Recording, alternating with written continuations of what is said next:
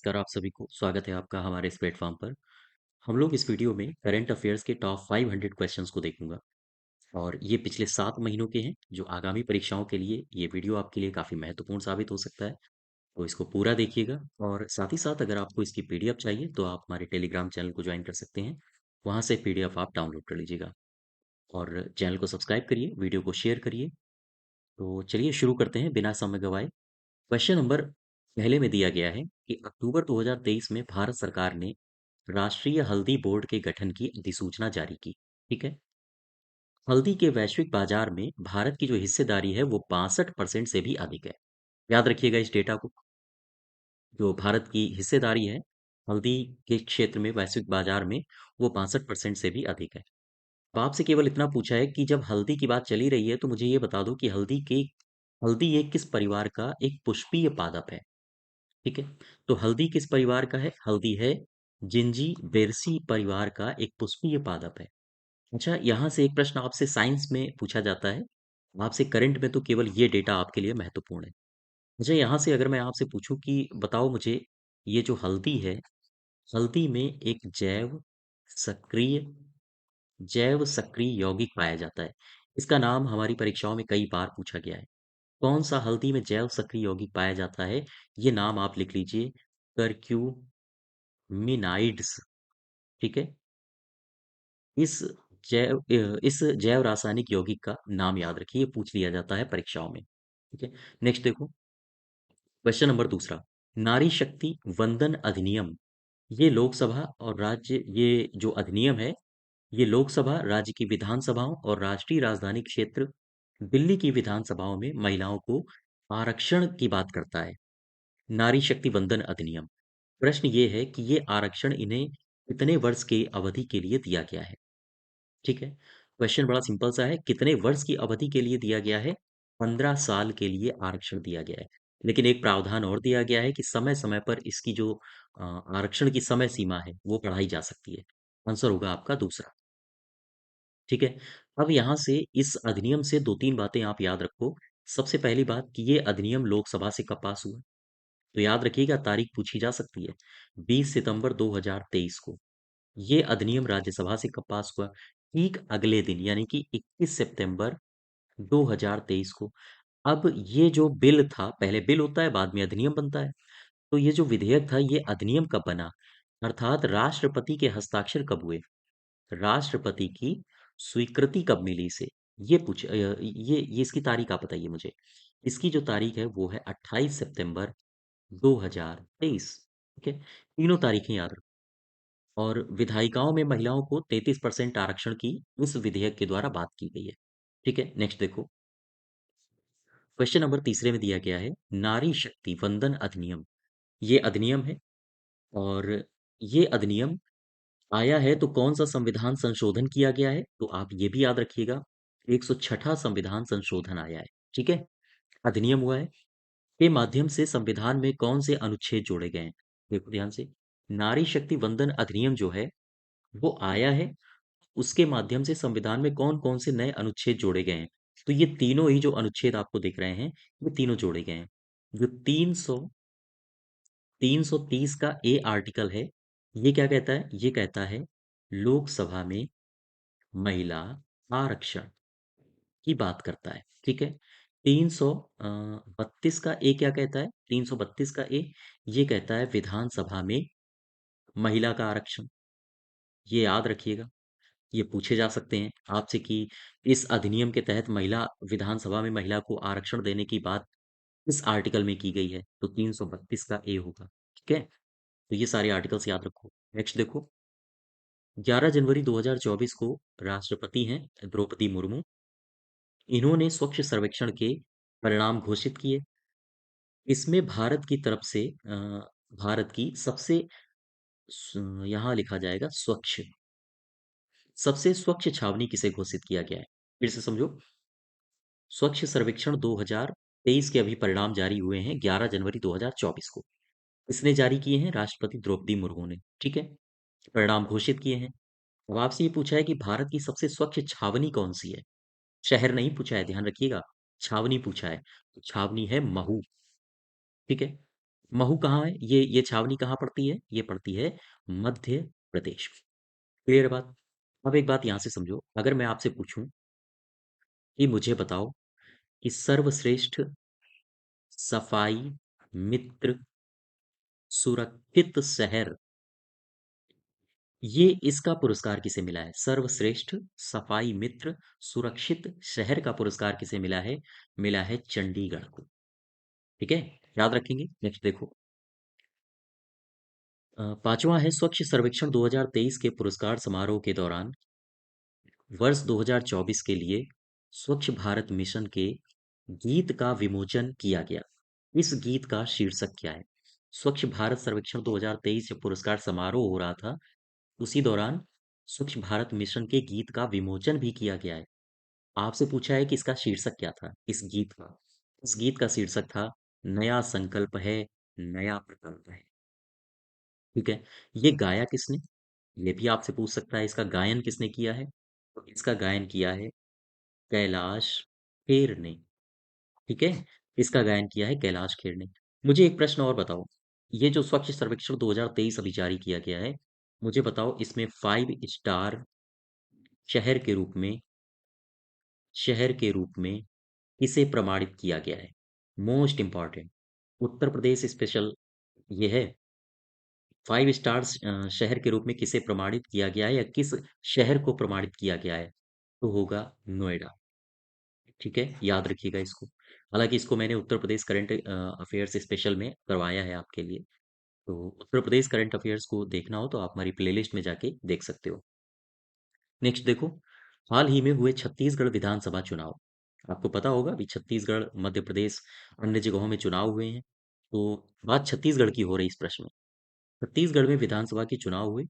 चुनाव होने के बाद यहाँ के उप मुख्यमंत्री किसे बनाया गया है? तो अब यहाँ से 3 बातें आप याद रखो। छत्तीसगढ़, ठीक है, छत्तीसगढ़ से आप 2-3 बातें याद रखो जो हमारी परीक्षाओं में पूछी जा सकती हैं, क्योंकि छत्तीसगढ़ में चुनाव हुए हैं और ये मुद्दा अभी करंट में ज्यादा चर्चित रहा है। छत्तीसगढ़ में विधानसभा की सीटें कितनी हैं? 90। ठीक है, यहाँ के नए सीएम कौन बने हैं? यहाँ के सीएम बने हैं विष्णु देव राय। ये जो हैं ये छत्तीसगढ़ के पहले आदिवासी हैं। छत्तीसगढ़ के पहले आदिवासी सीएम हैं, ये भी याद रखिएगा। ठीक है, अच्छा, अब यहाँ से एक प्रश्न और। छत्तीसगढ़ का डिप्टी सीएम किसे बनाया गया है, यानी उप मुख्यमंत्री किसे बनाया गया है? उप मुख्यमंत्री 2 बने हैं, एक का नाम है अरुण साल और दूसरे शख्स का नाम है विजय शर्मा। ठीक है, तो अरुण साव हैं ये, अरुण साव।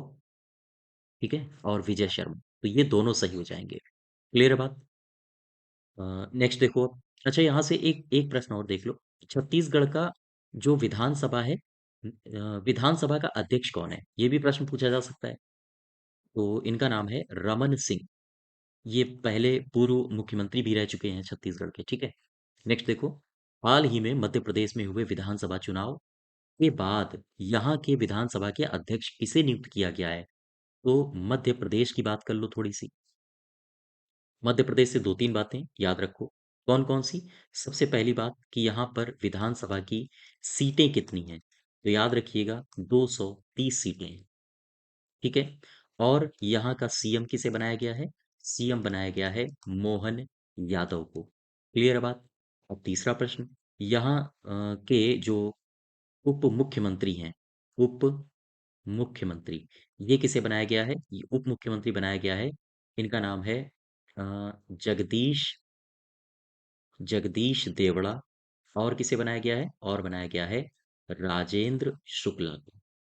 तो ये दोनों नाम याद रखिए, ये दोनों लोग बने हैं मध्य प्रदेश के उप मुख्यमंत्री। अच्छा, मध्य प्रदेश का जो विधानसभा है, विधानसभा का अध्यक्ष किसे बनाया गया है? याद रखिएगा, इन्हें बनाया गया है विधानसभा का अध्यक्ष, इनका नाम है नरेंद्र सिंह तोमर।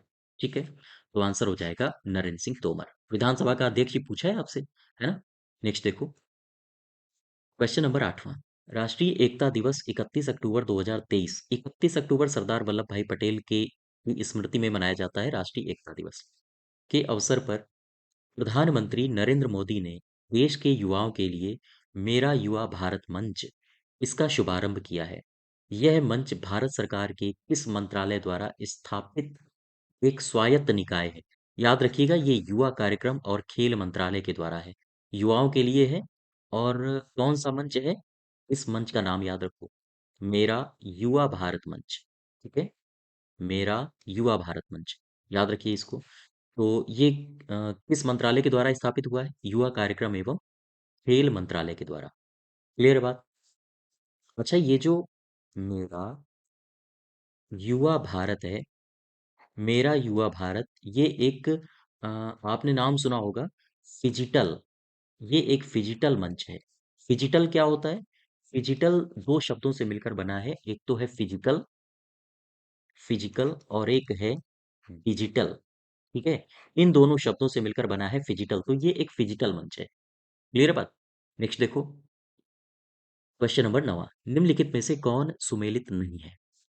देखो जरा, 15 नवंबर को जनजातीय गौरव दिवस मनाया जाता है, बिल्कुल सही है। 26 दिसंबर को वीर बाल दिवस मनाया जाता है। ये जो वीर बाल दिवस है, वीर बाल दिवस, ये दो पुत्रों को चुनवा दिया गया था दीवाल से, तो इनके नाम आपसे पूछ सकता है, ये दो पुत्र कौन थे? गुरु गोविंद सिंह जी के। इनका नाम है जोरावर सिंह, और दूसरे का नाम है, इनका नाम है फतेह सिंह। ठीक है, फतेह सिंह, इन दोनों की शहादत हुई थी, और इसी वजह से 26 दिसंबर को मनाया जाता है वीर बाल दिवस, तो ये भी सही है। 14 अगस्त, मोदी जी ने घोषणा की थी विभाजन विभीषिका स्मृति दिवस मनाने की, तो ये तीनों सही है, याद रखिएगा इन तीनों को। नेक्स्ट देखो, आजादी के अमृत महोत्सव के दौरान उत्कृष्ट प्रदर्शन करने वाले शीर्ष तीन मंत्रालय कौन से हैं? शीर्ष तीन मंत्रालय कौन से हैं? और आपसे पूछा है कि इन तीन मंत्रालयों को अलग करके मुझे ये बताओ, इनमें वो जो शीर्ष तीन मंत्रालय हैं उनमें कौन सा मंत्रालय शामिल नहीं है? बताइए आप। ये जो शीर्ष तीन मंत्रालय हैं, ये हैं विदेश मंत्रालय, रक्षा मंत्रालय और रेल मंत्रालय। केंद्रीय खेल एवं युवा मंत्रालय इसमें शामिल नहीं है। ठीक है, याद रखोगे आप। अच्छा, अब मैं अगर आपसे पूछूं कि आजादी का जो अमृत महोत्सव मनाया गया था, इसमें प्रदर्शन करने वाले शीर्ष तीन राज्य कौन से हैं, क्या बता सकते हो आप? शीर्ष तीन राज्य हैं जम्मू और कश्मीर। ठीक है, सबसे शानदार प्रदर्शन इसने किया है। फिर नंबर आता है गुजरात का, फिर नंबर आता है हरियाणा और राजस्थान का। ठीक है, तो ये तीन आप याद रखिए कि आजादी के अमृत महोत्सव के दौरान शीर्ष तीन राज्य कौन से हैं जिन्होंने उत्कृष्ट प्रदर्शन किया है, तो ये है। और मंत्रालय कौन है? तो मंत्रालय है केंद्रीय रेल मंत्रालय, रक्षा मंत्रालय और विदेश मंत्रालय।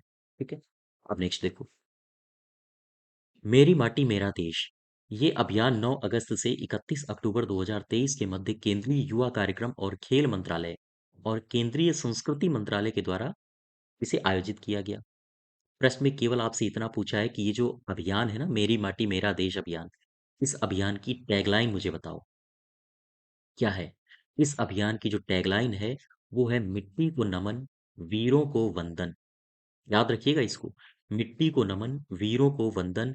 ये टैगलाइन किसकी है? मेरी माटी मेरा देश अभियान की। ये अभियान कब से कब तक शुरू हुआ? 9 अगस्त से लेकर 31 अक्टूबर तक। किन मंत्रालयों के द्वारा इसे शुरू किया गया? तो युवा कार्यक्रम, खेल मंत्रालय और संस्कृति मंत्रालय। यहाँ से 3-4 प्रश्न निकल के आ रहे हैं, है ना? तो एक-एक बारीक को आप ध्यान से देखिएगा। नेक्स्ट देखो, नवंबर 2023 को प्रधानमंत्री नरेंद्र मोदी ने जनजातीय गौरव दिवस के अवसर पर किस स्थान से प्रधानमंत्री जनजाति आदिवासी न्याय महाअभियान, इसी को कहा गया है पीएम जनमन। ठीक है, पीएम जनमन से आपसे पूछ सकता है कि इसका पूरा नाम क्या है, तो आप ये भी याद रखो, प्रधानमंत्री जनजाति आदिवासी न्याय महाअभियान। ठीक है, ये इसकी पीएम जनमन की शुरुआत कहाँ से की गई, आपसे ये पूछा है। प्रधानमंत्री नरेंद्र मोदी ने पीएम जनमन की शुरुआत करी है झारखंड के खूंटी से। ठीक है, इसका तीसरा सही हो जाएगा। नेक्स्ट देखो, स्वच्छ सर्वेक्षण 2023 की बात कर लेते हैं फिर से। अभी मैंने दो प्रश्न पीछे देखे हैं स्वच्छ सर्वेक्षण के, फिर प्रश्न आ गया। स्वच्छ सर्वेक्षण जिनके परिणामों की घोषणा अभी 11 जनवरी 2024 को की गई है, इसमें पहले स्थान पर कौन से जिले हैं? पहले स्थान पर इस बार रहा है सूरत और इंदौर। ठीक है, इसमें ये दोनों पहले स्थान पर रहे, तो हमारा पहला सही हो जाएगा। अच्छा, अब यहाँ से दो प्रश्न और बड़े शानदार बनेंगे। क्या बनेगा, जरा इस आप इसको चाहो तो नोट कर लेना, या फिर आप हमारी टेलीग्राम चैनल से इसकी पीडीएफ को डाउनलोड कर सकते हो।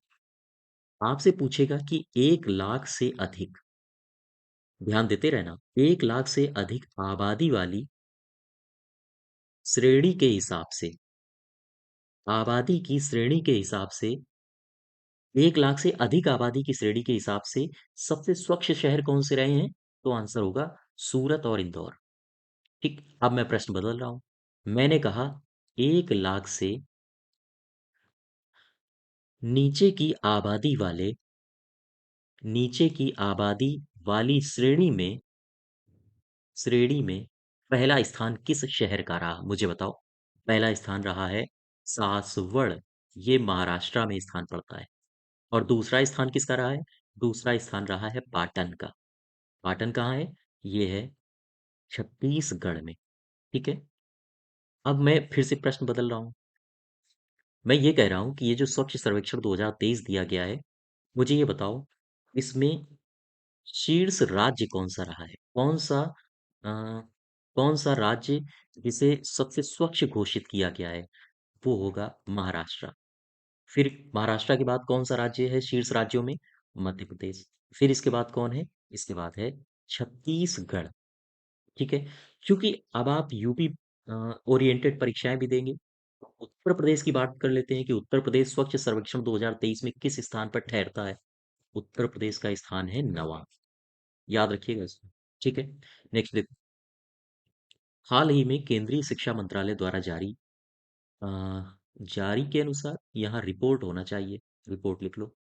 जारी रिपोर्ट के अनुसार, ठीक है, के अनुसार डी नोवो श्रेणी में किसे विश्वविद्यालय अनुदान आयोग की सलाह पर डीम्ड विश्वविद्यालय का दर्जा दिया गया है। सबसे पहले ये नोवो क्या होता है? डी नोवो श्रेणी। नोवो संस्थान एक ऐसे संस्थान होते हैं जो ज्ञान के जो विशिष्ट और उभरते हुए संस्थान होते हैं, उन्हें डी नोवो श्रेणी में रखा जाता है। और ये जब ज्ञान जैसे विशिष्ट क्षेत्रों में जब ये उभरते हुए संस्थान होते हैं, तो इनका जो ध्यान होता है वो शिक्षण और अनुसंधान पर केंद्रित होता है। ऐसे संस्थान जिनका जो केंद्रित होते हैं शिक्षण और अनुसंधान पर, और ये ज्ञान के विशिष्ट उभरते हुए क्षेत्र होते हैं या संस्थाएं होती हैं, उन्हें कहा जाता है डी नोवो संस्थान। ठीक है, अब जरा देखो, प्रश्न में वापस आओ कि डी नोवो श्रेणी में को किसे विश्वविद्यालय अनुदान आयोग की सलाह पर डीम्ड विश्वविद्यालय का दर्जा मिला है। ये होगा एनसीईआरटी। ठीक है, एनसीईआरटी को डी नोवो श्रेणी में यूजीसी की सलाह पर डीम्ड विश्वविद्यालय का दर्जा दिया गया है। याद रखिएगा, इसको बार बार रिवाइज करिए। नेक्स्ट देखो, सांची को भारत के पहले सौर शहर के रूप में लोकार्पण किया गया है, यानी सांची भारत का पहला सौर शहर बनेगा। ठीक है, इसके लिए मध्य प्रदेश सरकार के नवीन एवं नवीकरणीय ऊर्जा विभाग ने किस आईआईटी के साथ समझौता किया है? फिर से समझो, सांची को भारत का पहला सौर शहर बनाने के लिए मध्य प्रदेश सरकार के नवीकरणीय ऊर्जा विभाग ने किस आईआईटी के साथ समझौता किया है? आईआईटी है ये कानपुर। ठीक है, तो ये हमारा जो यूपी स्पेशल करंट अफेयर्स है उसके लिहाज से भी इंपॉर्टेंट हो जाता है। ठीक है, क्योंकि कानपुर यूपी में ही है, तो आप याद रखिएगा, इसका चौथा होगा सही। ठीक है, अच्छा, ये जो सांची है, सांची, मुझे बताओ सांची का निर्माण किसने करवाया था? सांची का स्तूप नाम सुना होगा आपने। याद रखिएगा, ये क्वेश्चन पूछा जाता है, इसका निर्माण कराया था सम्राट अशोक ने। क्या सांची विश्व धरोहर है? हाँ, सांची विश्व धरोहर भी है। कब इसे विश्व धरोहर का दर्जा दिया गया था? 1980, 1989 में। ठीक है, नेक्स्ट देखो, 26 दिसंबर 2023 की बात है।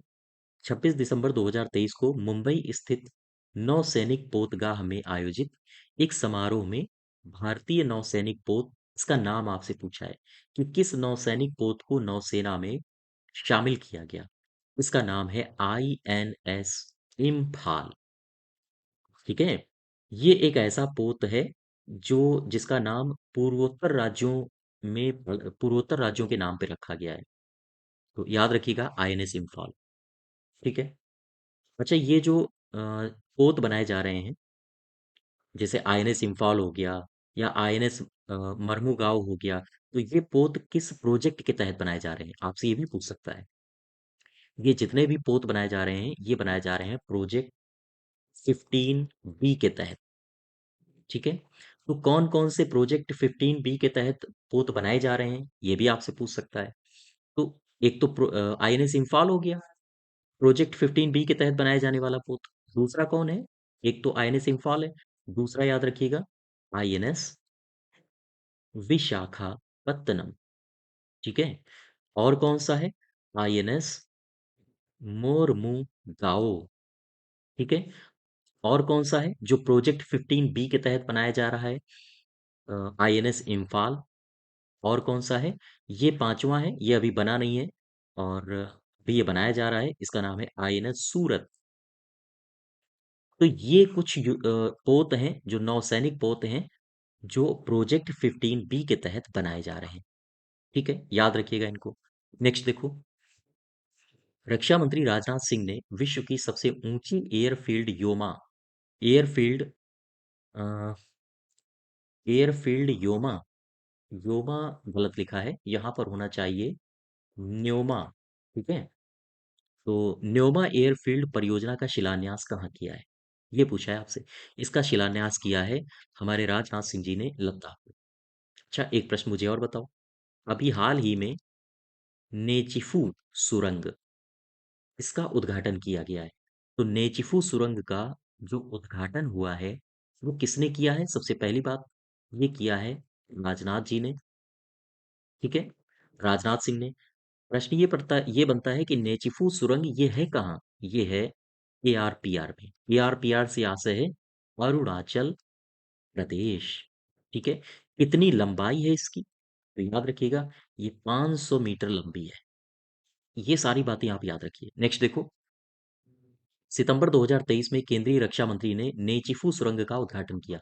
ये क्वेश्चन देखो, वही जो मैंने अभी डिस्कस किया था वो फिर से आ गया है। कहाँ पर उद्घाटन किया है? अरुणाचल प्रदेश में। कितनी लंबाई है? 500 मीटर। किसने उद्घाटन किया? राजनाथ सिंह जी ने। तो ये सारी बातें आप याद रखो। क्वेश्चन नंबर नेक्स्ट देखो, 19। हाल ही में हल्के लड़ाकू हेलीकॉप्टर हैं, इनका नाम है प्रचंड। प्रचंड को औपचारिक रूप से भारतीय वायुसेना में शामिल कर लिया गया। ठीक है। इसका विकास संयुक्त रूप से इसका विकास संयुक्त रूप से HAL यानी कि हिंदुस्तान एरोनॉटिक्स लिमिटेड और किस देश की सैफरन समूह के द्वारा किया गया है? आपसे ये पूछा है कि ये जो प्रचंड है, प्रचंड, ठीक है, प्रचंड में जो दो शक्ति इंजन लगेंगे, शक्ति इंजन, इनका निर्माण सहयोग से हो रहा है। इसका किसका सहयोग हो रहा है? भारत का। और किसका सहयोग हो रहा है? फ्रांस का। भारत की तरफ से इसमें लगा हुआ है HAL, हिंदुस्तान एरोनॉटिक्स लिमिटेड, और फ्रांस की तरफ से सहयोग दे रहा है सैफरन समूह। ठीक है। तो ये दोनों याद रखिए। तो सैफरन समूह ये किस देश का है? ये है फ्रांस का। क्लियर है बात? नेक्स्ट देखो, क्वेश्चन नंबर 20। पुस्तक salt and paper selected poems, ये एक पुस्तक है salt and paper selected poems के लिए किसे छठा रविंद्रनाथ टैगोर साहित्य पुरस्कार 2023 प्रदान किया गया है? छठा रविंद्रनाथ टैगोर, ये पुरस्कार किसे दिया गया है? ये दिया गया है सुकृता पाल कुमार। ठीक है। आंसर हो जाएगा हमारा पहला। याद रखिएगा, रविंद्रनाथ टैगोर पुरस्कार छठा किसे मिला है? सुकृता पाल कुमार को।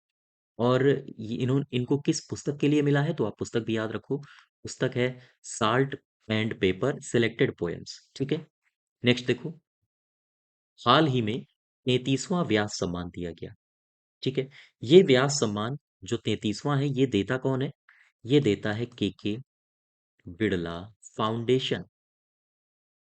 बात समझ पा रहे हो आप?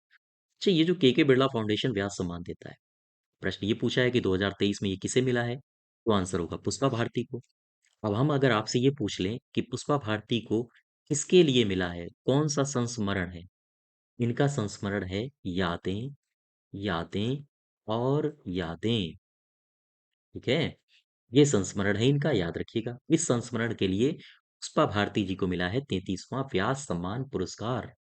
नेक्स्ट देखो, पहला मनोहर पारिकर युवा वैज्ञानिक पुरस्कार, ये पहली बार दिया गया है।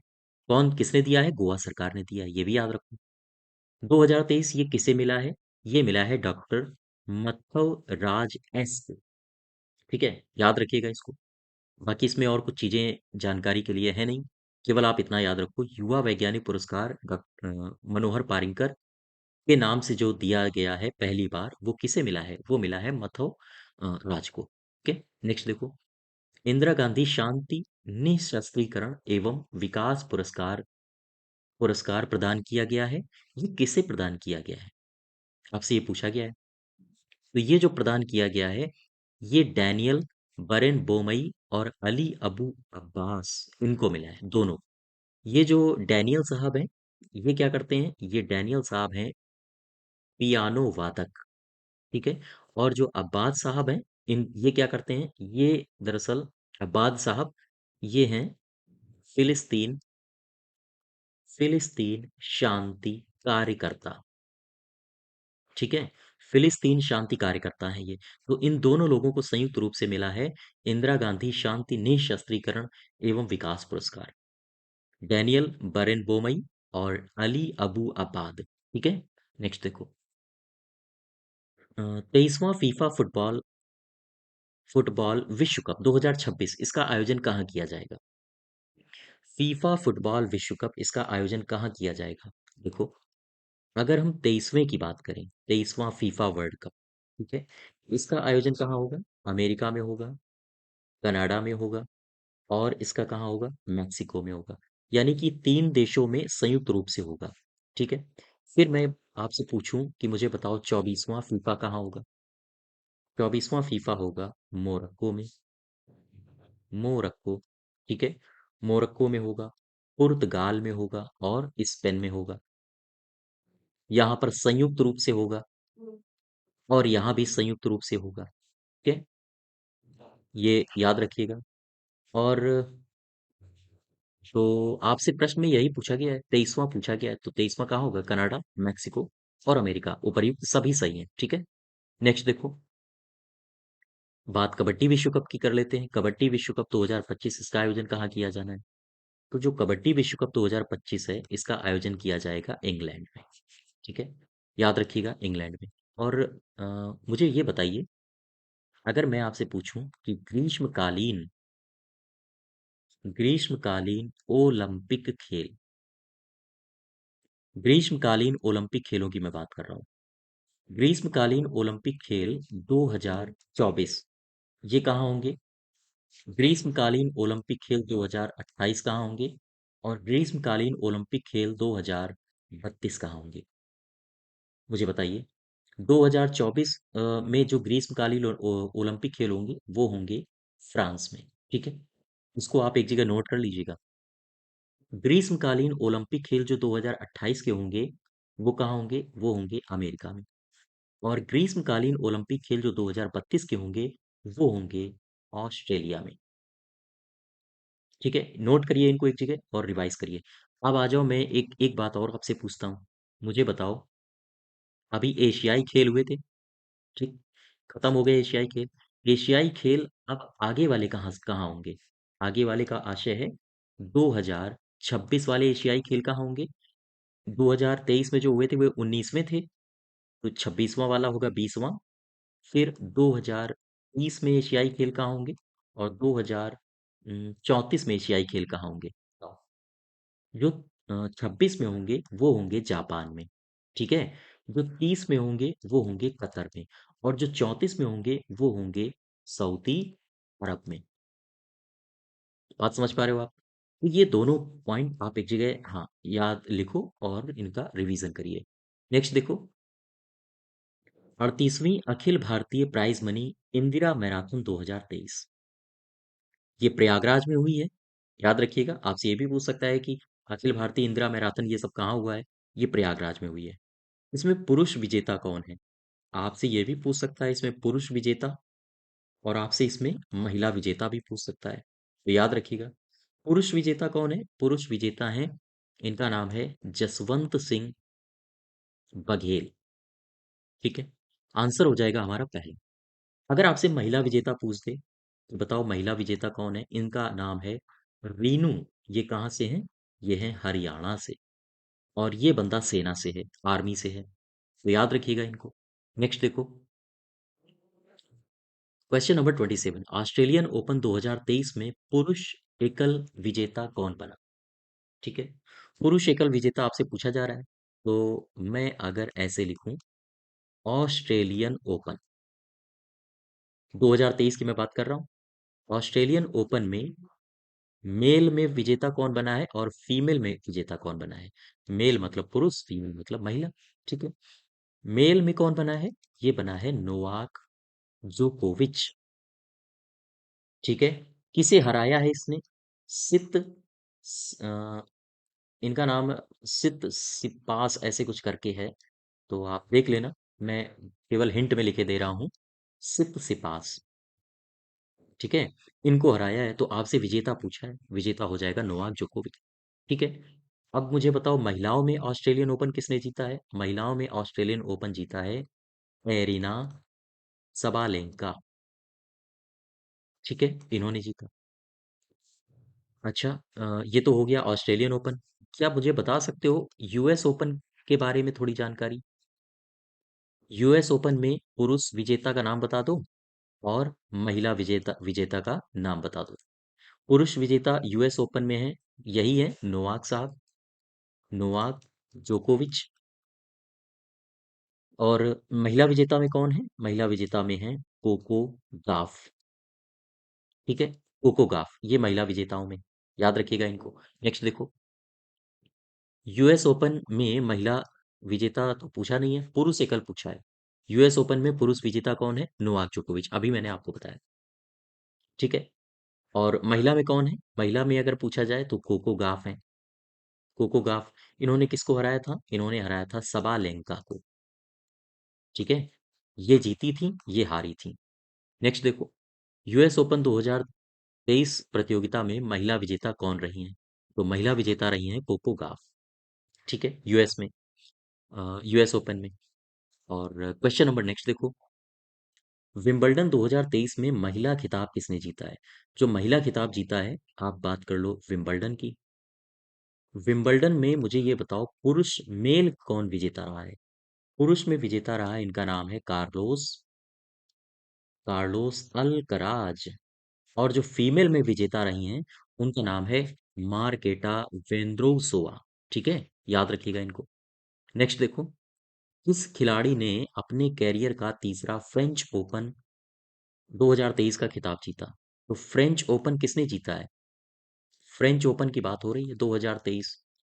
फ्रेंच ओपन में मुझे मेल बताओ किसने जीता है, और फीमेल का नाम बताओ किसने जीता है। मेल का नाम है नोवाक जोकोविच, और इन्होंने हराया है कैस्पर रूड को। और फीमेल में किसने जीता है? इनका नाम है इगा इगा स्वीटेक। आपसे पूछा है कि महिला और पुरुष तो दिया ही नहीं इसमें, पुरुष ही पूछेगा, है ना? जब भी कभी महिला पुरुष ना दिया हो तो ऑप्शन में आप देख लीजिएगा, पुरुष मैक्सिमम संभावना होती है कि पुरुष ही पूछेगा। तो 31 का हो जाएगा पहला। नेक्स्ट देखो, एक दिवसीय पुरुष विश्व कप के 13वें संस्करण में शुभंकर कौन था? तो जो एक दिवसीय जो पुरुष विश्व कप हुआ है अभी हाल ही में, आईसीसी इवेंट हुआ है भारत में, इसमें शुभंकर कौन था? इसमें शुभंकर था ब्लोज और टोंक, ये दोनों थे इसमें शुभंकर। ठीक है, अगर आपसे पूछा जाए कि मुझे बताओ इसमें आधिकारिक गीत इसका कौन था? आधिकारिक गीत आपने कई बार सुना होगा, जब स्टेडियम में एकदम से कोई चौका या छक्का पड़ता था तो एक गाना बजता था, दिल जश्न जश्न बोले। तो दिल जश्न बोले। ठीक है, ये था इसका आधिकारिक गीत। मुझे बताओ इस विश्व कप में वैश्विक दूत कौन था? वैश्विक दूत था, इसका नाम थे ये थे सचिन तेंदुलकर।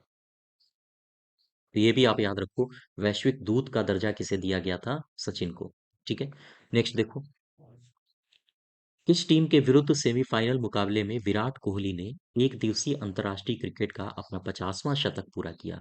ये सबको पता होगा। कौन इस उपलब्धि, हाँ, के दर्शन नहीं किए होंगे किसने? तो ये कौन है? ये है न्यूजीलैंड। याद रखिएगा। मैं आपसे पूछ रहा हूँ कि इस विश्व कप में सर्वाधिक रन किसने बनाए? मुझे बताओ। सर्वाधिक, सर्वाधिक विकेट किसने लिए? मुझे बताओ। रन बनाए हैं विराट ने, और विकेट लिए हैं मोहम्मद शामी ने। ठीक है, तो याद रखिएगा ये सारे फैक्ट। नेक्स्ट देखो, 14वें एक दिवसीय अंतर्राष्ट्रीय विश्व कप का आयोजन 2027 में किस देश में किया जाएगा?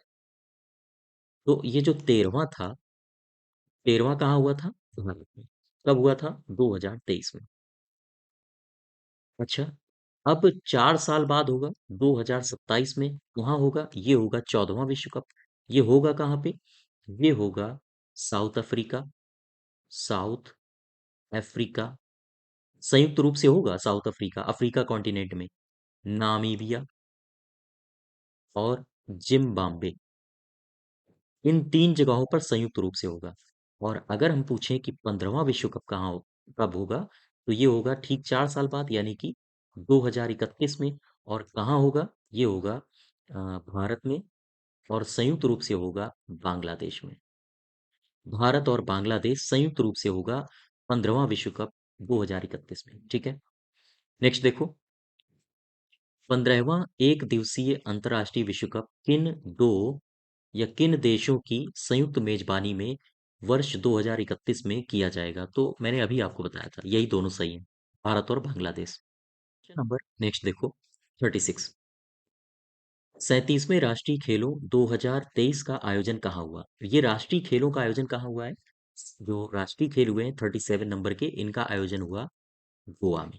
ठीक है, अच्छा, इनका मुझे बताओ, जो ये 37वें राष्ट्रीय खेल हुए हैं, इसमें, ये जो राष्ट्रीय खेल हुए हैं, इसमें शुभंकर कौन था? शुभंकर क्या था?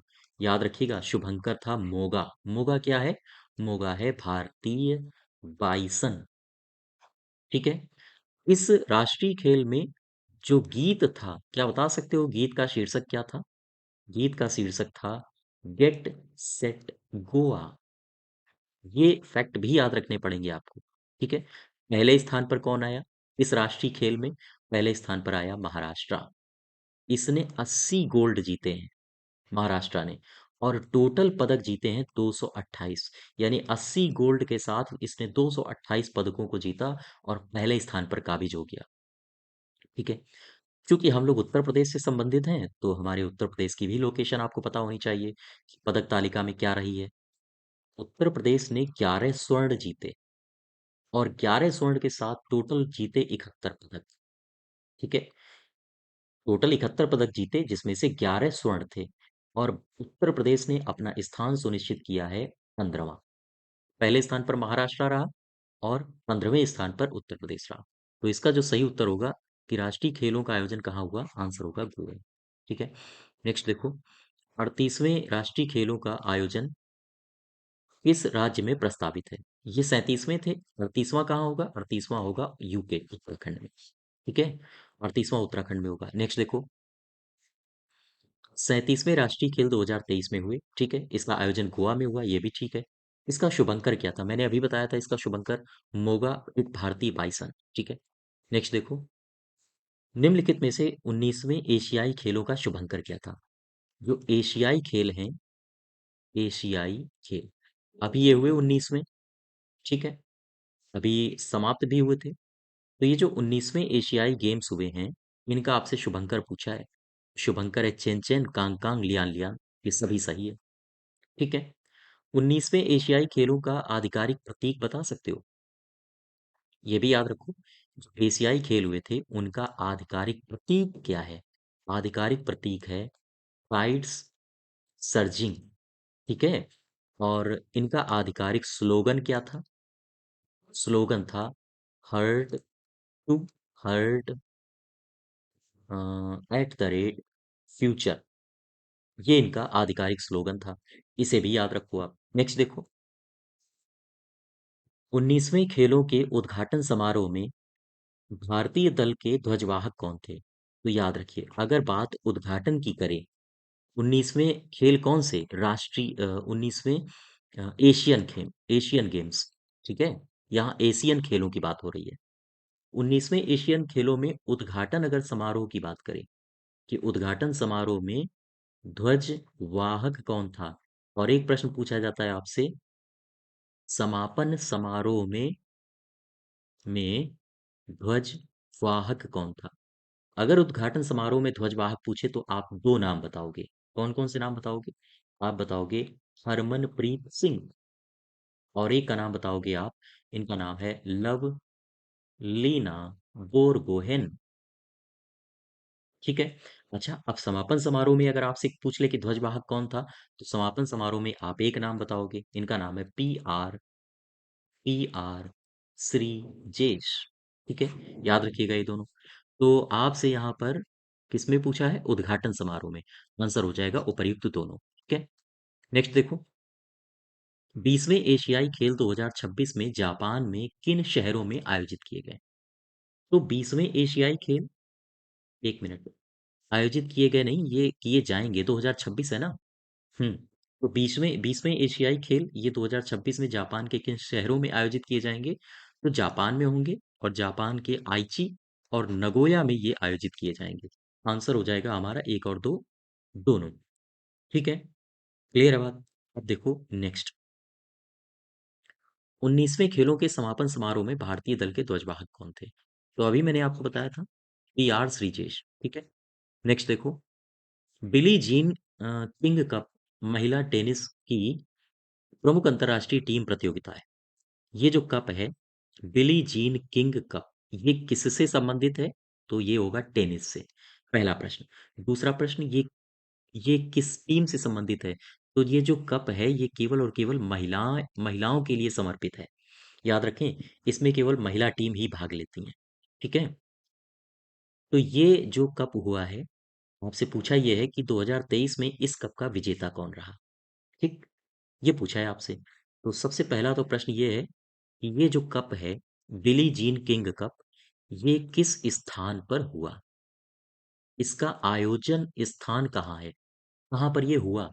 आंसर होगा स्पेन, ठीक है। दूसरा, इसे जीता किसने? विजेता कौन रहा? विजेता रहा कनाडा। और हारा कौन? कनाडा ने किसको हराया? हराया इटली को, ठीक है। तो ये तीन चीजें ही आपको याद रखनी है।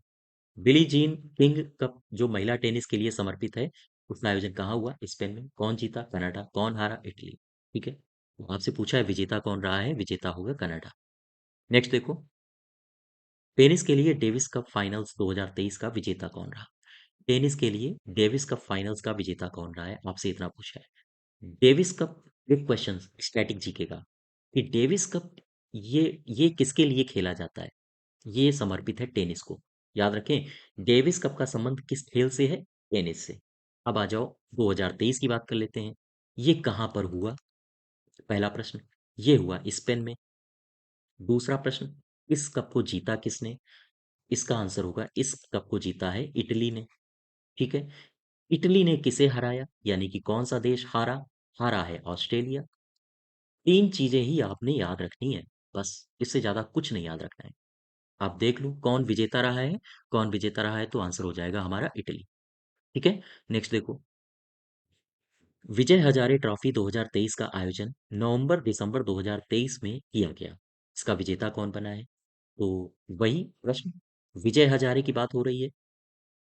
विजय हजारे ट्रॉफी काहे से संबंधित है, किस खेल से संबंधित है? तो आंसर होगा, ठीक है, क्रिकेट से संबंधित है। अच्छा, एक प्रश्न हो गया। दूसरा, इसका विजेता कौन रहा? विजेता रहा है हरियाणा। और हरियाणा ने किसे हराया, यानी हारा कौन?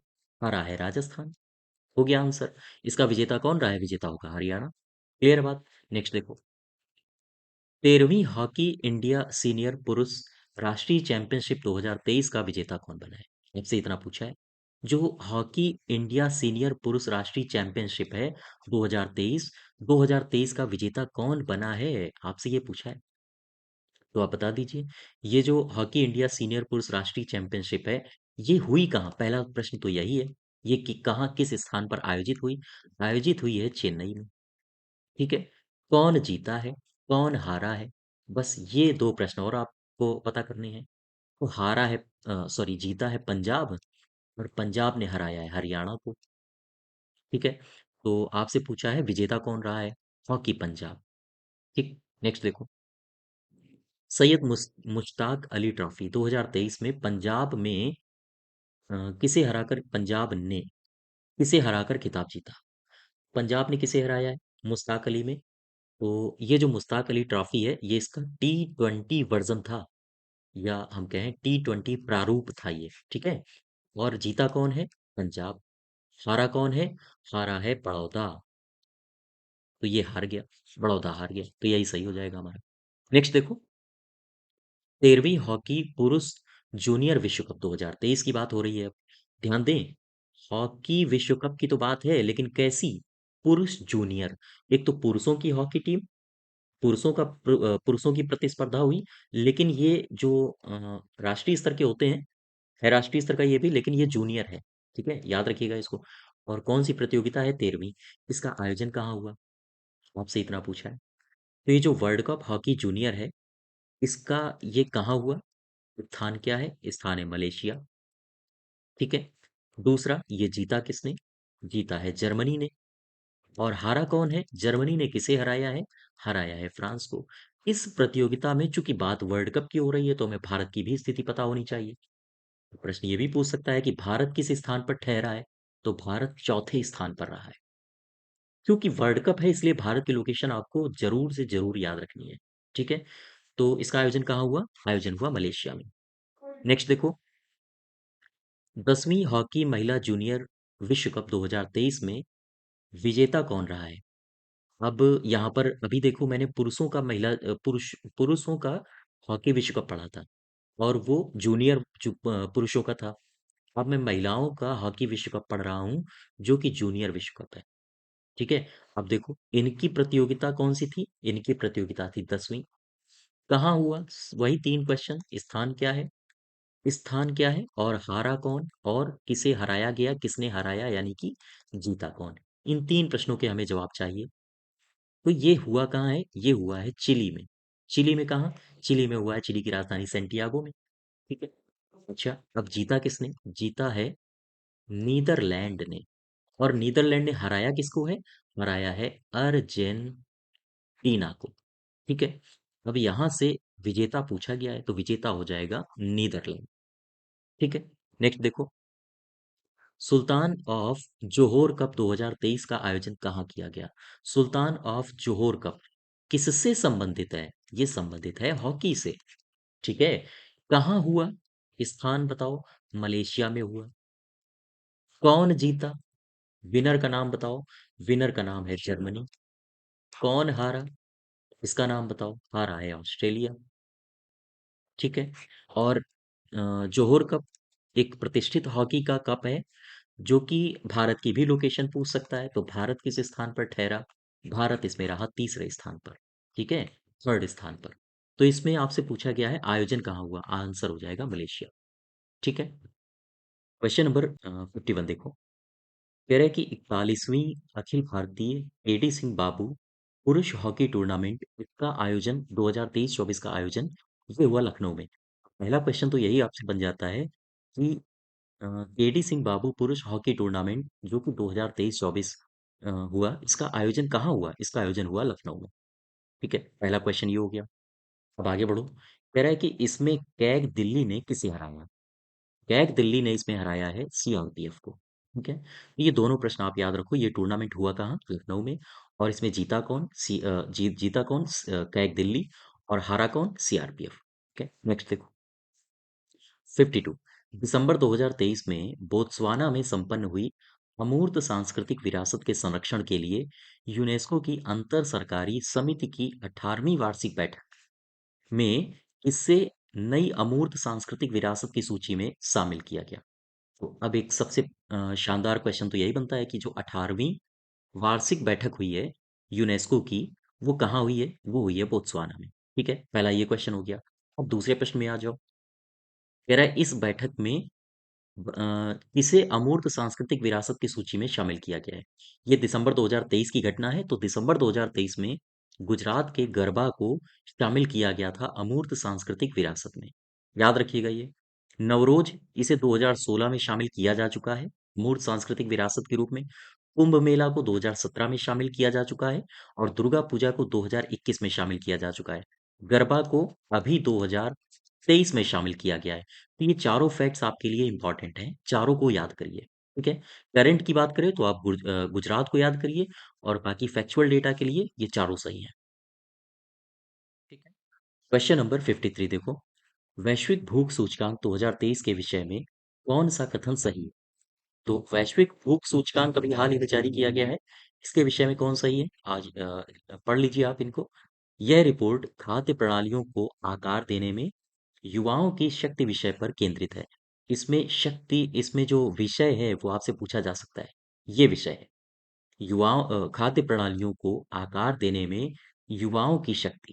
ठीक है। ये इसका है विषय। ये भी याद रखो आप। दूसरे कथन में आओ। ये पहला सही हो गया। दूसरे कथन में आओ। वैश्विक भूख सूचकांक 4 संकेतों के आधार पर तैयार किया जाता है। कौन-कौन से हैं? अल्प पोषण अल्प पोषण ये पहला है संकेत, और दूसरा है बाल दुबलापन, बाल पिघनापन और बाल मृत्यु दर। ये 4 संकेतक हैं जिनके आधार पर वैश्विक भूख सूचकांक तैयार की जाती है। ठीक है?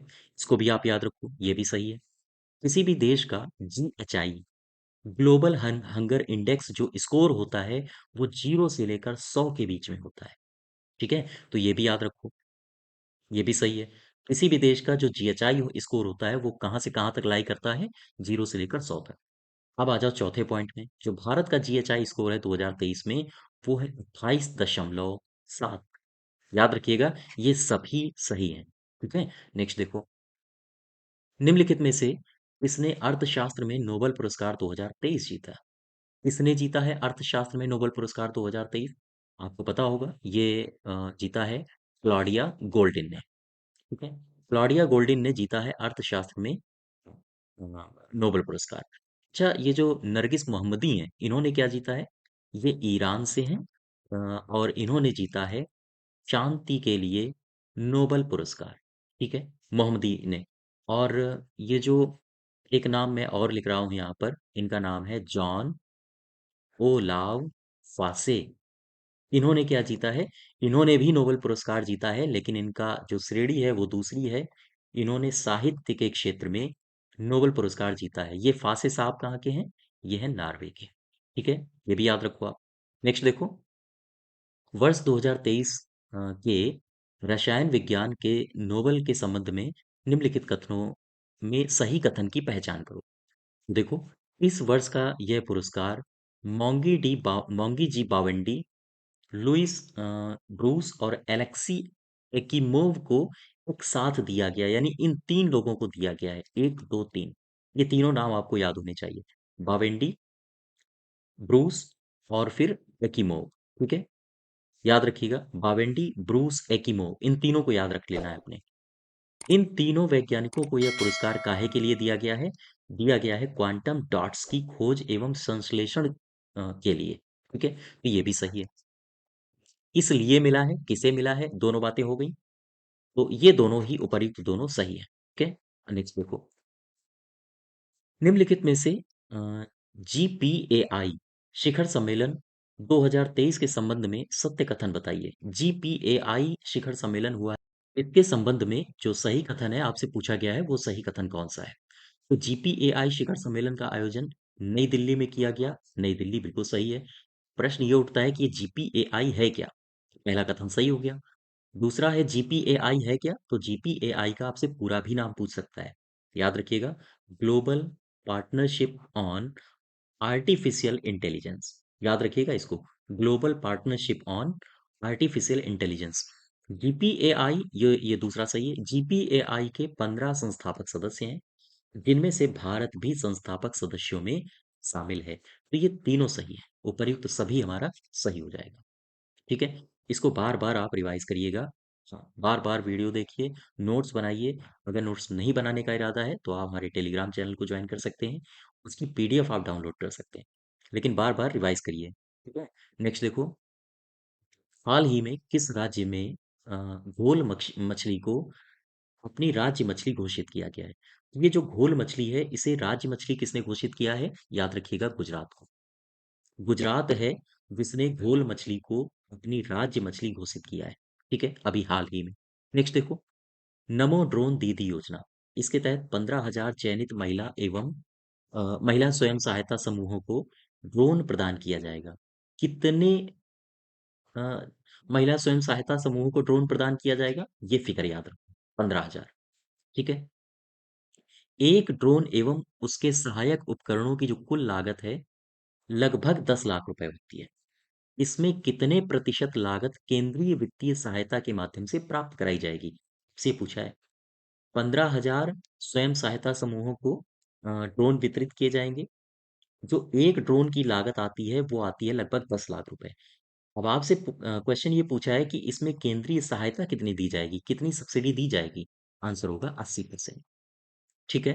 नेक्स्ट देखो, हाल ही में चर्चा में रहा खुफिया गठबंधन five I's intelligence.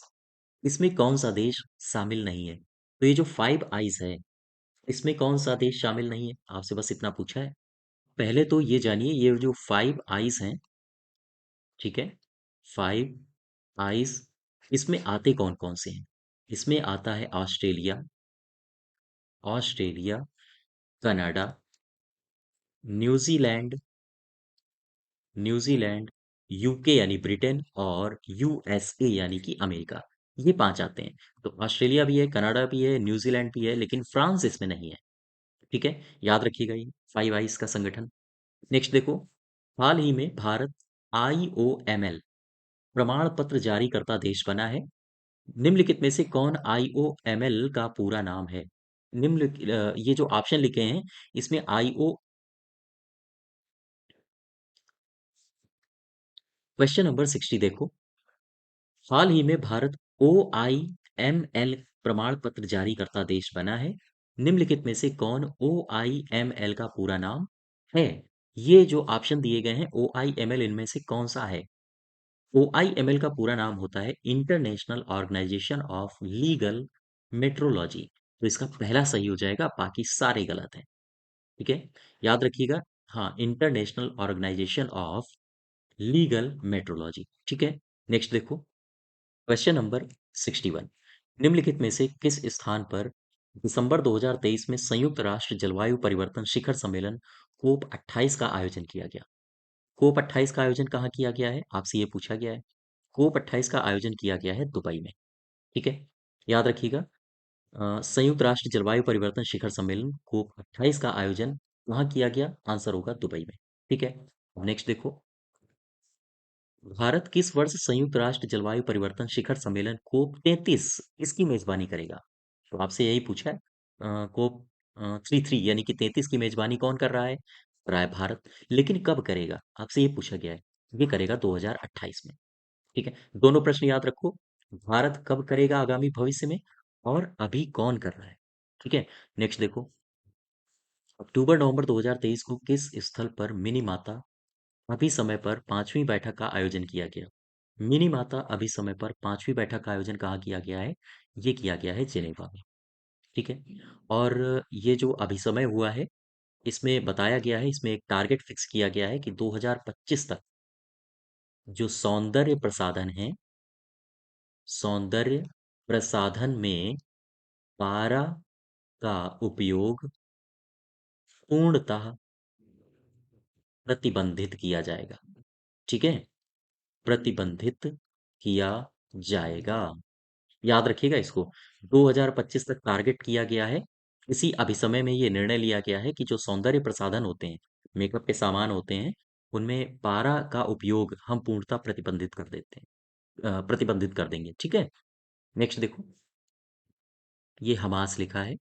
Hamas Israel Israel संघर्ष के चलते भारत सरकार द्वारा 11 अक्टूबर 2023 को इजराइल से भारत के नागरिकों को सुरक्षित निकालने के लिए इस ऑपरेशन का शुभारंभ किया गया है। ये पूछा है आपसे, किस ऑपरेशन का शुभारंभ किया गया है? ऑपरेशन है ऑपरेशन अजय। ठीक है, ऑपरेशन अजय।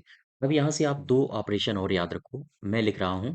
एक है ऑपरेशन अल अक्सा फ्लड, ठीक है। एक ऑपरेशन ये है, और एक मैं ऑपरेशन और लिख रहा हूँ, इसका नाम है operation operation iron iron sword.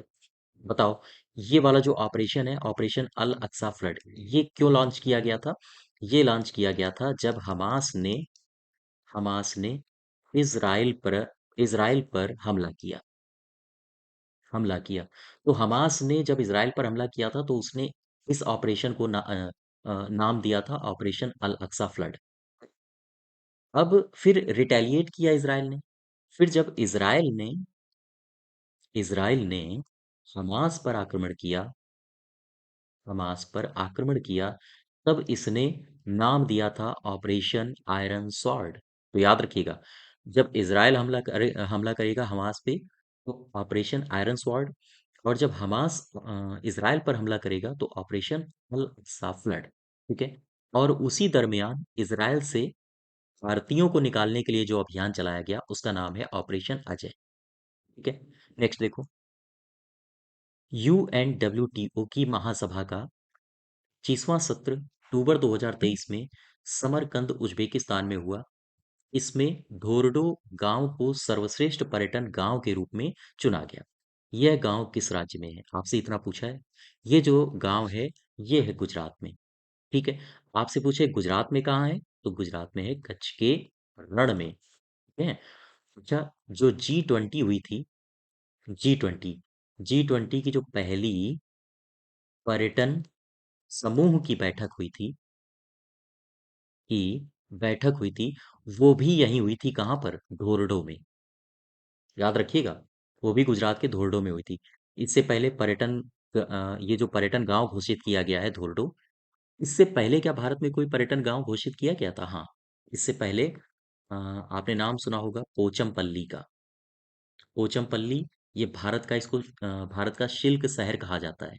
तो पोचमपल्ली को भी पर्यटन शहर घोषित किया जा चुका है।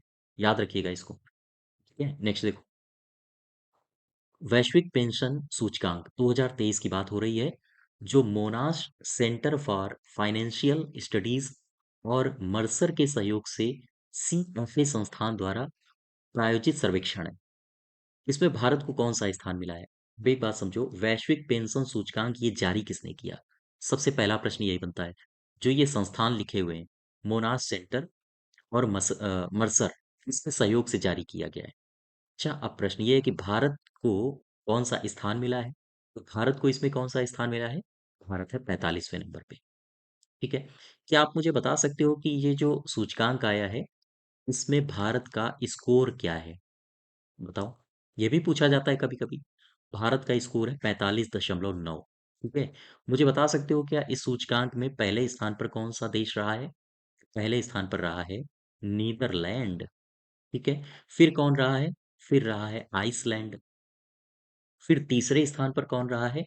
तीसरे स्थान पर रहा है डेनमार्क। ठीक है। और जो पहले स्थान पर रहा है, आप इसका स्कोर भी याद रखो, पूछा जाता है।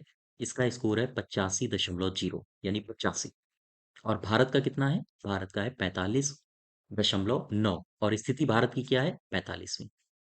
ठीक है। क्वेश्चन नंबर 67 देखो, दिसंबर 2023 को अमेरिका की प्रतिष्ठित अंतरराष्ट्रीय पत्रिका टाइम्स के द्वारा time person of the year किसे घोषित किया गया है? फिर से समझो, अमेरिका की प्रतिष्ठित एक पत्रिका है टाइम्स। ठीक है। तो इस टाइम के द्वारा किसे पर्सन ऑफ द ईयर घोषित किया गया है? इनका नाम है टेलर स्विफ्ट। ठीक है।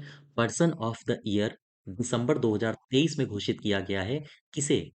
टेलर स्विफ्ट को। किसके द्वारा? टाइम पत्रिका के द्वारा, जो कि अमेरिका की एक प्रतिष्ठित अंतरराष्ट्रीय पत्रिका है। नेक्स्ट देखो, अक्टूबर 2023 को एशिया और दक्षिण अमेरिका के 11 देशों ने विश्व की नदी डॉल्फिन की 6 जीवित प्रजातियों को विलुप्त होने से बचाने के लिए किस स्थान पर ऐतिहासिक समझौते पर हस्ताक्षर किए हैं? इन्होंने डॉल्फिन की जो 6 जीवित प्रजातियां हैं, उनको बचाने के लिए कोलंबिया के बोगोटा में हस्ताक्षर किए गए हैं। याद रखिएगा, कितने देशों ने हस्ताक्षर किए हैं? 11 देशों ने। यहाँ से तीन बातें हाँ याद रखिए। कितनी प्रजातियों को बचाने का संकल्प लिया गया है। काहे की प्रजातियां हैं ये? नदी डॉल्फिन की। ठीक है। और कितने देशों ने संकल्प लिया है? 11। कहाँ पर ये समझौता हुआ है? कोलंबिया के बोगोटा में। ठीक है। नेक्स्ट देखो, हाल ही में कौन सा देश है जो ट्रीटी ट्रीटी लिखा है, ये ट्रीटी ऑन कन्वेंशनल, ठीक है, treaty on conventional armed forces in Europe से बाहर हो गया है। कौन सा देश है? वो देश है रसिया, रूस। रूस treaty treaty on conventional armed forces in Europe से बाहर हो चुका है। नेक्स्ट देखो, 8 नवंबर 2023 को यूएस एशिया यूनिवर्सिटी रैंकिंग 2024 को जारी किया गया। इस रैंकिंग में शीर्ष स्थान कौन सा विश्वविद्यालय का रहा है? तो आपसे ये पूछा है, शीर्ष स्थान रहा है पेकिंग विश्वविद्यालय का। ठीक है, चाइना का ये विश्वविद्यालय है। अच्छा, मुझे इसी में बताइए, जो संस्थान है, संस्थानों का मूल्यांकन ये कितने संकेतकों या कितने मानकों में किया गया है? 11 मानक निर्धारित किए गए थे और इन 11 मानकों के आधार पर संस्थानों का मूल्यांकन किया गया है। अच्छा, अब इसमें हम भारत की स्थिति देख लेते हैं क्यूएस रैंकिंग में। तो जो भारत के संस्थान हैं, भारत में सबसे टॉप यानी अच्छा संस्थान जो कि विश्व में 40वां स्थान लाया है, वो है आईआईटी बॉम्बे। ठीक है, भारत का सबसे अच्छा संस्थान क्यूएस रैंकिंग के हिसाब से आईआईटी बॉम्बे है, लेकिन विश्व में इसकी कितनी रैंक है?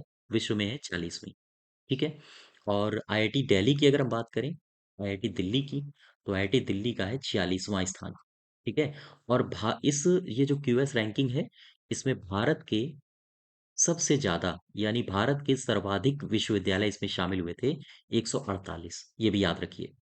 आपसे पूछा जाए कि क्यूएस एशिया यूनिवर्सिटी रैंकिंग में किस देश के विश्वविद्यालयों को सबसे ज्यादा शामिल किया गया था, वो है भारत। 148 विश्वविद्यालयों को इसमें शामिल किया गया था।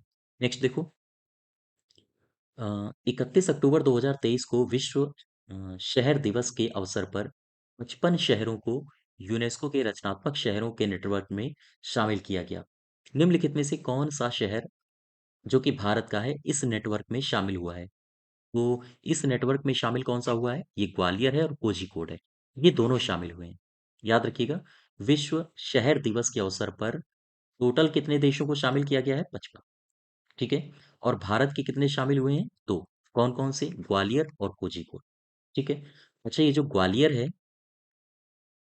ग्वालियर को किस श्रेणी में शामिल किया गया है? ग्वालियर को संगीत की श्रेणी में शामिल किया गया है, और वहीं कोझिकोड को किस श्रेणी में शामिल किया गया है? इसको साहित्य की श्रेणी या हम कहें साहित्य के क्षेत्र में शामिल किया गया है। ठीक है, याद रखिएगा, ग्वालियर से संबंध है तानसेन का, बैजू बावरा का। वहीं कोझिकोड को साहित्य शहर के रूप में मान्यता दी जाती है। इसे कहा जाता है साहित्य शहर। ठीक है, हाँ, तो ये सारी बातें आप वीडियो पॉज करके लिख लेना। नेक्स्ट देखो, चिकित्सा विज्ञान के क्षेत्र में जो नोबेल पुरस्कार 2023 दिया गया है, उसके संबंध में ये कथन दिए हैं। इन कथनों में सही कौन है? आपसे ये पूछ रहा है। इस वर्ष का पुरस्कार कैटालिन कारिको को डू वीसमैन के साथ दिया गया। ये बिल्कुल सही है। इन दोनों को ही मिला है हाँ, चिकित्सा का नोबेल पुरस्कार, याद रखिएगा। नेक्स्ट पढ़ो, इन दोनों वैज्ञानिकों को पुरस्कार न्यूक्लियोसाइड आधार पर संशोधनों से संबंधित उनकी खोजों के लिए प्रदान किया गया है। तो याद रखिएगा किस विषय पर प्रदान किया गया है? न्यूक्लियोसाइड आधार संशोधनों से संबंधित विषयों को खोजने के लिए प्रदान किया गया है। ठीक है, ये उपर्युक्त दोनों सही है, तो इसका सही उत्तर हो जाएगा तीसरा। नेक्स्ट देखो, भौतिक विज्ञान के नोबेल पुरस्कार 2023 के संबंध में ये कथन दिए गए हैं। आपसे पूछ रहा है कि ये कथन सही है कि नहीं है। जो सही है उन्हें पहचानिए। पहला कथन दिया है, इस वर्ष का पुरस्कार पियरे एगोस्टिनी, बिल्कुल सही है। फिजिक्स में पियरे एगोस्टिनी को मिला है, और क्राउज को मिला है, और व्हीलियर को मिला है। इन तीन लोगों को फिजिक्स का नोबेल पुरस्कार दिया गया है, याद रखिएगा इनको। नेक्स्ट देखो, इन तीनों वैज्ञानिकों को ये पुरस्कार क्यों मिला? क्योंकि इन्होंने इलेक्ट्रॉन गतिशीलता के अध्ययन के लिए प्रकाश के एटोसेकेंड पल्स उत्पन्न करने वाले प्रयोगात्मक तरीकों की खोज की है। ठीक है, ये भी सही है। क्यों मिला और किसे मिला, ये दोनों बातें हो गई। अब ये एटोसेकेंड क्या होता है? तो याद रखिएगा, एक एटोसेकेंड बराबर होता है 10 की घात -18। ये घात में लिखा है, टाइपिंग एरर है।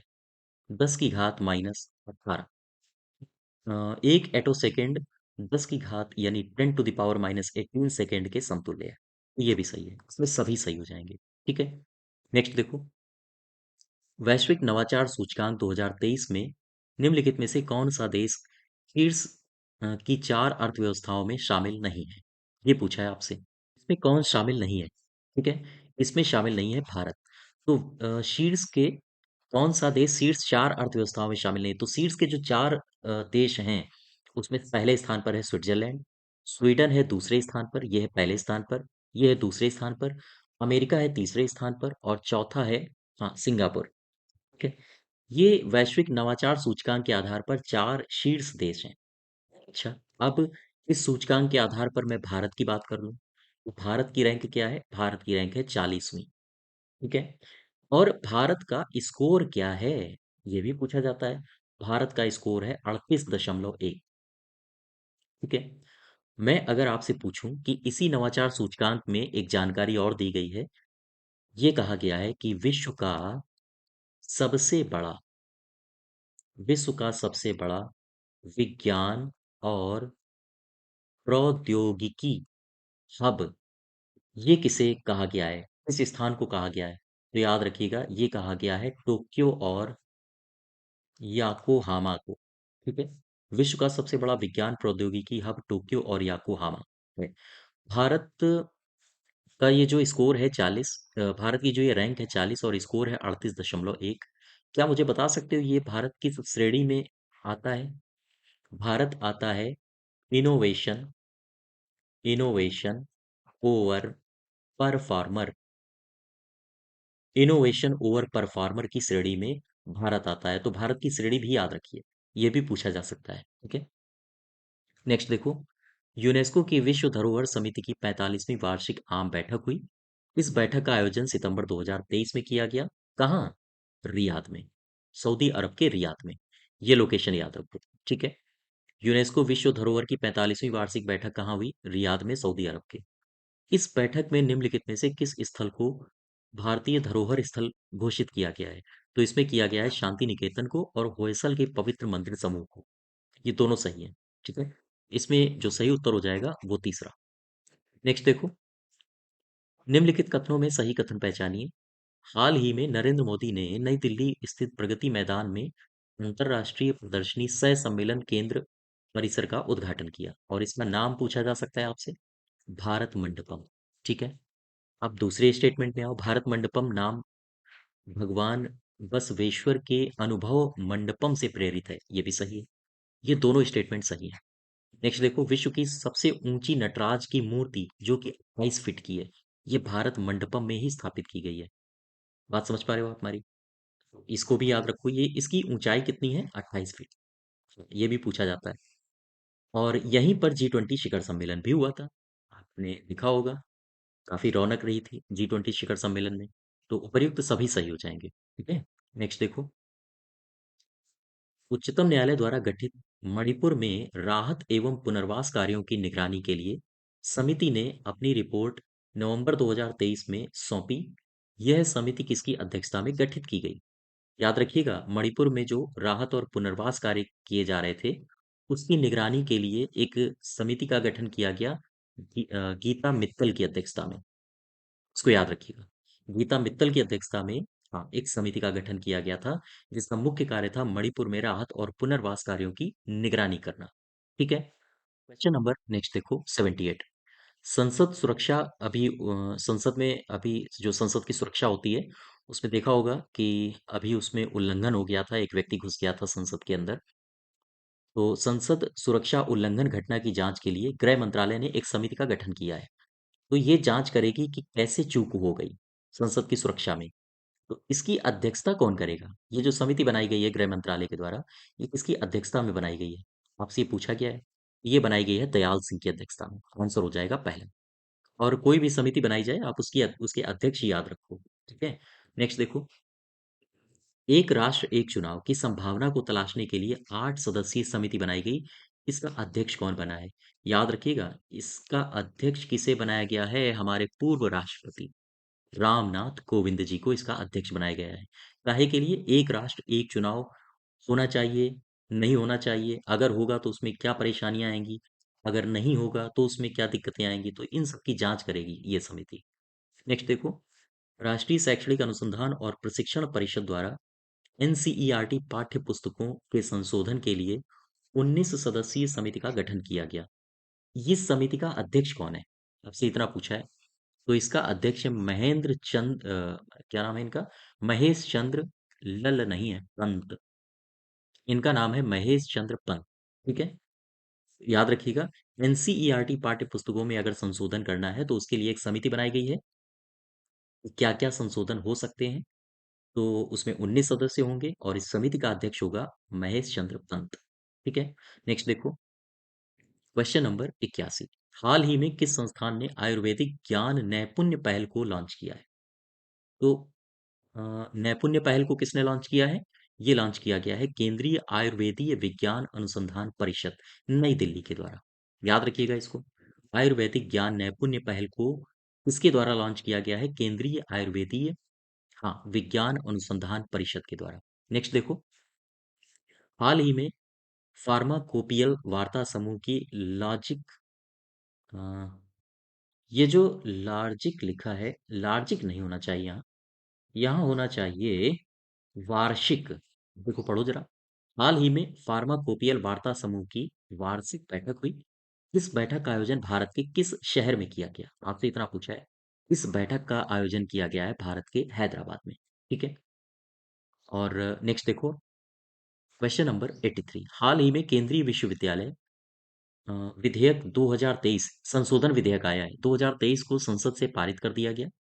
इस विधेयक में संशोधन करने के साथ ही किस राज्य में समक्का तरक्का केंद्रीय जनजाति विश्वविद्यालय की स्थापना के द्वार खुल गए हैं? यानी कि ये जो केंद्रीय विश्वविद्यालय विधेयक आया है, जैसे ही ये पास हुआ है और इसके पास होते ही एक एक जनजातीय विश्वविद्यालय खोला जाएगा। वो कहाँ खोला जाएगा? उसके खुलने के द्वार खुल गए हैं। वो खोला जाएगा तेलंगाना में कि आंध्र प्रदेश में, राजस्थान में या कर्नाटक में? ये खोला जाएगा तेलंगाना में। ठीक है, फिर से समझो। क्वेश्चन केवल इतना सा है कि समक्का सरक्का केंद्रीय जनजाति विश्वविद्यालय की स्थापना कहाँ की जानी है? आंसर होगा तेलंगाना में। ठीक है, नेक्स्ट देखो, हाल ही में पर्यटन मंत्रालय भारत सरकार ने विश्व पर्यटन दिवस 2023 के अवसर पर भारत मंडपम नई दिल्ली में ट्रैवल फॉर लाइफ कार्यक्रम को वैश्विक रूप से लॉन्च किया। ट्रैवल फॉर लाइफ के अंतर्गत चिन्हित किए गए कितने केंद्रीय विषय हैं? याद रखिएगा, ट्रैवल फॉर लाइफ के अंतर्गत 8 विषयों को रखा गया है। ठीक है, नेक्स्ट देखो, हाल ही में राष्ट्रीय सहकारी ऑर्गेनिक्स लिमिटेड द्वारा किस स्थान पर सहकारिता के माध्यम से जैविक उत्पादों को बढ़ावा देना विषय पर राष्ट्रीय गोष्ठी का आयोजन किया गया? ठीक है, ये याद रखो, ये विषय सहकारिता के माध्यम से जैविक उत्पादों को बढ़ावा देना, ये विषय, इस विषय के द्वारा राष्ट्रीय गोष्ठी का आयोजन किया गया है। किसके द्वारा? अमित शाह जी के द्वारा। और पूछा है कि अमित शाह ने भारत ऑर्गेनिक्स ब्रांड के 6 उत्पादों को जारी भी किया है। कहाँ पर जारी किया है? ये पूछा है आपसे। क्वेश्चन को एक बार फिर से समझो। कह रहा है कि राष्ट्रीय सहकारी ऑर्गेनिक्स लिमिटेड के द्वारा एक आयोजन हुआ है। अमित शाह ने उसमें 6 उत्पादों को जारी किया है। ठीक है, भारत ऑर्गेनिक्स ब्रांड के नाम से। और ये जो पूरा आयोजन हुआ है उसकी थीम थी सहकारिता के माध्यम से जैविक उत्पादों को बढ़ावा देना। क्वेश्चन में आपसे केवल इतना पूछा है कि ये पूरा का पूरा प्रोग्राम ये कहाँ लॉन्च किया गया? ठीक है, ये लॉन्च किया गया है, हाँ, नई दिल्ली में। इसका सही उत्तर होगा दूसरा। नेक्स्ट देखो, निम्नलिखित कथनों में सही कथन की पहचान करो। बताओ भाई, इसमें सही कथन कौन है? 28वां इंटरनेशनल सिंधी महोत्सव ये दुबई में हुआ, बिल्कुल सही है। विश्व बाजार पर्यटन यानी विश्व पर्यटन बाजार, इसका आयोजन लंदन में हुआ, ये भी सही है। जल इतिहास उत्सव दिल्ली के महरौली में हुआ, ये भी सही है। हेमफेस्ट इंडिया का आयोजन गुजरात में हुआ, ये भी सही है। तो ये चारों सही है, ऑल ऑफ द एबव। ठीक है, नेक्स्ट देखो, 99वां विश्व संगीत समागम तानसेन समारोह का आयोजन मध्य प्रदेश सरकार ने ग्वालियर में आयोजित किया। तो सबसे पहला क्वेश्चन कि ये कौन से नंबर का था? 99। कौन सी सरकार आयोजित करती है इस समारोह को? मध्य प्रदेश की सरकार। कहाँ आयोजित किया गया? ग्वालियर में आयोजित किया गया। ठीक है, 3 प्रश्न बने। अब आगे बढ़ो। इस अवसर पर प्रतिष्ठित तानसेन सम्मान किसे प्रदान किया गया? तानसेन सम्मान दिया किसे गया? ये दिया गया है पंडित गणपति भट्ट को। ठीक है, कर्नाटका से है ये। नेक्स्ट देखो, हाल ही में अंतर्राष्ट्रीय गीता महोत्सव का आयोजन कुरुक्षेत्र हरियाणा में किया गया। इसका आयोजन निम्नलिखित में से किसके द्वारा नहीं किया जाता है? तो ये जो गीता महोत्सव है इसका आयोजन करता है हरियाणा सरकार और कुरुक्षेत्र विकास बोर्ड। ये गीता प्रेस गोरखपुर के द्वारा इसका आयोजन नहीं किया जाता है, याद रखिएगा इसको। नेक्स्ट देखो, निम्नलिखित में से सही मिलान करो। वैश्विक मात्स्यिकी सम्मेलन इसका आयोजन हुआ अहमदाबाद में। विंग्स इंडिया 2024 का आयोजन हुआ हैदराबाद में। ये दोनों सही हैं। और सातवां इंडिया मोबाइल कांग्रेस इसका आयोजन हुआ नई दिल्ली में, ये भी सही है। एआई आर्टिफिशियल इंटेलिजेंस सुरक्षा शिखर सम्मेलन का आयोजन कहाँ हुआ? ये हुआ है ब्रिटेन में, ब्रिटेन के बकिंघम शायर में। ठीक है, तो ये भी सही, इसके चारों सही हैं। यानी कि एक और इसमें ऑप्शन होना चाहिए, all of the above. Clear बात। नेक्स्ट देखो, निम्नलिखित में से कौन से हैं जो सही हैं उनका मिलान करो। एक तरफ सम्मेलन दिया है और एक तरफ स्थल दिया है। बताइए, 16वीं कृषि विज्ञान कांग्रेस का आयोजन केरल में हुआ, बिल्कुल सही। छठवीं अंतर्राष्ट्रीय चावल कांग्रेस का आयोजन फिलीपींस में हुआ, ये भी सही है। दूसरा सरस आजीविका मेला का आयोजन गुरुग्राम में हुआ, ये भी सही है। इसमें सभी सही है। ठीक है, नेक्स्ट देखो, अ, हाल ही में जारी मूलभूत पशुपालन सांख्यिकी 2023 की रिपोर्ट के अनुसार वर्ष 2022-23 के दौरान देश में दुग्ध की प्रति व्यक्ति उपलब्धता कितनी रही है? ध्यान दें, दुग्ध की जो प्रति व्यक्ति उपलब्धता है वो लगभग 460 ग्राम प्रतिदिन रही है। 460 ग्राम से आशय क्या है? 459 ग्राम प्रति व्यक्ति। ठीक है, नेक्स्ट देखो, 92, फूड एंड एग्रीकल्चरल ऑर्गेनाइजेशन के अनुसार कुल अंडा उत्पादन के संदर्भ में भारत का कौन सा स्थान रहा है?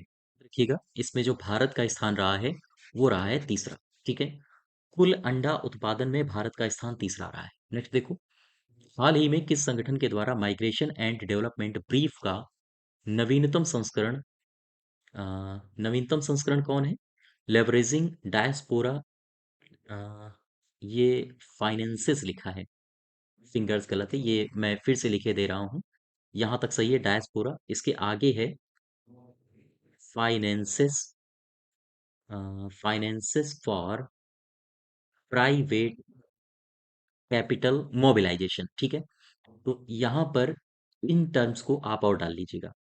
फिर से प्रश्न पढ़ो, हाल ही में किस संगठन के द्वारा माइग्रेशन एंड डेवलपमेंट ब्रीफ का नवीनतम संस्करण leveraging diaspora finances for private capital mobilisation शीर्षक से इस रिपोर्ट को जारी किया गया है? बताइए, किस संगठन ने इस शीर्षक से एक रिपोर्ट को जारी किया है? तो ये है वर्ल्ड बैंक, विश्व बैंक। ठीक है, नेक्स्ट देखो, हाल ही में किस संगठन ने विश्व आर्थिक स्थिति एवं संभावनाएं 2024 रिपोर्ट जारी की है? इस रिपोर्ट को याद रखिए, इस रिपोर्ट को किसने जारी किया है अभी हाल ही में, आपसे वो पूछा गया है। तो इस रिपोर्ट को जारी किया है संयुक्त राष्ट्र ने। ठीक है, कुछ रिपोर्ट्स हैं, आप रिपोर्ट्स को एक तरफ लिखिए और उनके जारीकर्ता कौन से संगठन है उसको एक तरफ लिखिए, और ये सारी बातें आप याद करिए, पूछी जाती हैं। जैसे एडाप्टेशन गैप रिपोर्ट, ये कौन जारी करता है? तो इस तरह की रिपोर्ट्स बहुत पूछी जाती हैं हमारी परीक्षाओं में। तो नेक्स्ट देखो, हाल ही में मध्य प्रदेश के तत्कालीन मुख्यमंत्री हैं शिवराज सिंह चौहान। शिवराज सिंह चौहान ने एकात्मकता की मूर्ति का अनावरण किया है। इस मूर्ति का संबंध आदि शंकराचार्य से है। शंकराचार्य जी ने निम्न में से किन स्थानों पर चार मठों की स्थापना की? तो इन्होंने श्रृंगेरी, पुरी, द्वारका, बद्रीनाथ और इन सभी जगहों पर चार मठों की स्थापना की थी। याद रखिएगा, शंकराचार्य जी के द्वारा स्थापित चार मठ कौन कौन से हैं? श्रृंगेरी है, पुरी है, द्वारका है और बद्रीनाथ है। नेक्स्ट देखो, हाल ही में मैरीलैंड अमेरिका में किस व्यक्ति की 19 फीट ऊंची प्रतिमा का अनावरण किया गया? इसे स्टैचू ऑफ इक्वालिटी कहा गया है। स्टैचू ऑफ इक्वालिटी ये है डॉक्टर भीमराव अंबेडकर की। तो आंसर हो जाएगा हमारा दूसरा। ठीक है, डॉक्टर भीमराव अंबेडकर की स्टैचू ऑफ इक्वालिटी ये कहाँ लॉन्च की गई है, कहाँ इसका अनावरण किया गया है? हाँ, अमेरिका के मैरीलैंड में। कितने फीट ऊंची है? 19 फीट। नेक्स्ट देखो, हाल ही में राष्ट्रपति हैं द्रौपदी मुर्मू, इन्होंने गांधीनगर गुजरात से वर्चुअल माध्यम से आयुष्मान भव अभियान का शुभारंभ किया। इस अभियान का शुभारंभ कहाँ से किया? गांधीनगर से। यह एक व्यापक राष्ट्रीय स्वास्थ्य सेवा पहल है। आयुष्मान भव अभियान के अंतर्गत 3 घटकों के माध्यम से स्वास्थ्य सेवाओं की अधिकतम कवरेज सुनिश्चित करने की परिकल्पना की गई है। याद रखिएगा, निम्न में से उन 3 घटकों में शामिल कौन नहीं है? आयुष्मान सभा, आयुष्मान मेला, आयुष्मान सहयोग, आयुष्मान 3.0। इनमें से 3 घटक हैं और उन 3 घटकों में एक कोई शामिल नहीं है। आपको उसकी पहचान करना है, बताइए।